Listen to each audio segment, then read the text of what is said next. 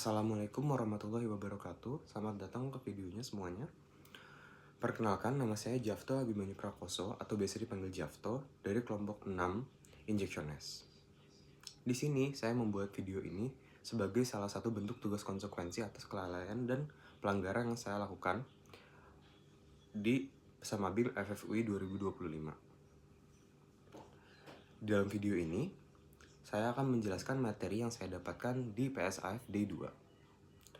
Di PSAF D2, materi yang diberikan yaitu merupakan jenjang karir yang bisa diambil setelah lulus dari S1 atau profesi farmasi UI.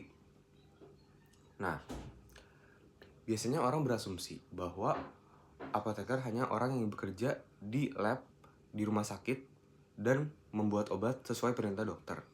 Tapi perlu diketahui bahwa peran farmasi jauh lebih besar daripada hal tersebut. Pada kemarin dijelaskan bahwa ada 4 bidang yang lumayan major, yaitu ada pemerintahan, industri, ada akademisi, dan juga ada klinis. Izinkan saya untuk hari ini yaitu menjelaskan peran farmasi di bidang industri. Materi kemarin dijelaskan oleh apotek Shania Rizky Ivanya yang sekarang bekerja di Lab Research and Development Paragon. Nah, perlu kita ketahui berarti bahwa pekerjaan farmasi di bidang industri kedua besarnya itu adalah pengadaan sediaan farmasi dan juga untuk memproduksi sediaan farmasi. Nah, untuk bidang-bidang yang diambil dalam industri tersebut juga ada yaitu merupakan farmasi, obat farmasi, ada obat tradisional, ada industri kosmetik, dan juga ada industri bahan baku obat. Nah, roles farmasi itu ada banyak di dalam industri. Pertama yaitu ada di dalam produksi, ada di R&D yaitu Research and Development, ada di QA yaitu Quality Appliance, lalu ada QC yaitu merupakan Quality Control, dan banyak lagi.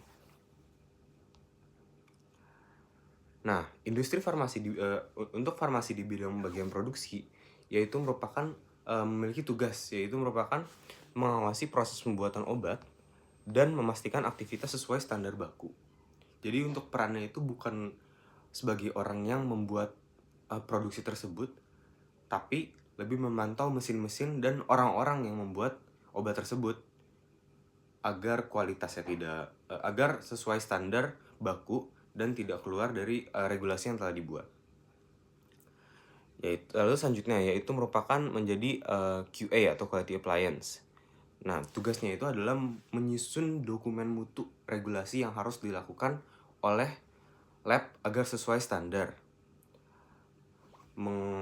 Juga menangani audit, misalnya ada orang yang ingin mengecek atas kondisi dan kualitinya. Itu biasanya farmasi itu yang bakal mengurusi hal tersebut. Nah, selanjutnya yaitu ada QC, yaitu Quality Control. Di sini tugasnya itu lebih ke dalam pemeriksaannya atas regulasi-regulasi yang dibuat oleh QA-nya. Kayak misalnya pemeriksaan bahan atau produk yang jadi, apakah sudah sesuai atau enggak, dan apakah pembuatan produk sesuai standar dan prosedur yang sebelumnya telah dibuat oleh QA. Lalu selanjutnya ada juga regulatory affairs, di mana tugasnya itu merupakan meregistrasi alat dan bahan sesuai dengan standar BPOM. Karena farmasi sudah kenal baik dengan apakah sebuah produk itu sudah sesuai dan aman, jadi banyak yang mengambil tugas ini agar bahan-bahan yang dihasilkan dan alat yang digunakan juga sesuai standar agar tidak mengenai masalah dan tidak memunculkan bahaya. Lalu terakhir yaitu merupakan marketing, yaitu tugasnya itu adalah mempromosikan produk di mana promosi itu masih sesuai dengan kapabilitas produk tersebut. Dengan informasi farmasi yang dia ketahui, dia bisa mempromosikan produk, misalnya produk saya bisa menyembuhkan penyakit kulit ini dalam sekian hari.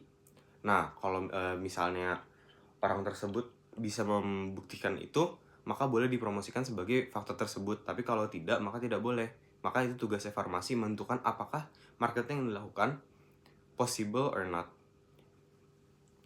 Nah, kemarin karena kakaknya yang memberikan materi merupakan saintis di Paragon, jadi pembahasan paling fokus ada di beauty industry. Dia itu merupakan produk-produk yang terbatas pada pada kulit atau epidermis. Nah, tugas-tugasnya seperti yang disebutin ada R&D, marketing, regulatory affair, dan quality control dan atau quality appliance. Ini juga hampir sama standarnya kalau di obat-obatan yang bakal dikonsumsi. Nah, R&D kosmetik ini mengkombinasi antara science and art, di mana science yang dipakai agar menyampai standar kesenian yang ingin dipakai oleh konsumen. Tugasnya itu adalah menginformasi kosmetik, mengkarakteristik bahan baku, dan menjaga standar bahan agar tidak membahayakan kepada orang yang menggunakan.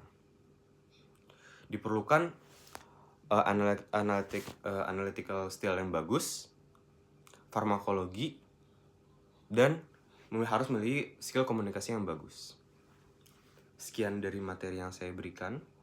Mohon maaf bila ada salah kata. Terima kasih. Assalamualaikum warahmatullahi wabarakatuh.